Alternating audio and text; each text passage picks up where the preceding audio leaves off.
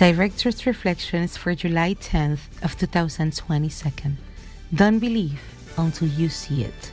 Journalistic investigation has been for many years the hallmark of in-depth and quality journalism.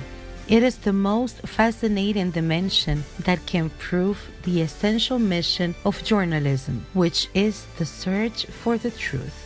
Reaching the most remote spaces where that truth has been hidden, no matter the time or the risk involved, is today one of the priorities of serious journalism in the midst of the torrent of false or manipulated news.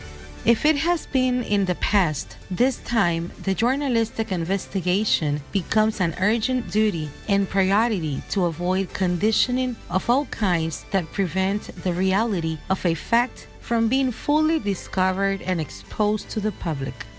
With the great opportunities offered by artificial intelligence and in some countries the loss of access to information, the investigative teams of a newspaper or the coalitions created with other media have been able to break down the barriers of the opacity of many episodes. But before these tools existed, the will and courage of journalists to get to the bottom of the fact made their investigations paradigmatic exercises for transparency and antidotes to corruption.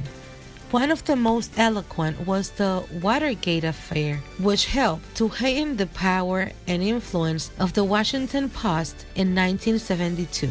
Two of its reporters, Bob Woodward and Carl Bernstein, worked doggedly to find the truth and the government espionage plot of Richard Nixon and Democratic Party headquarters.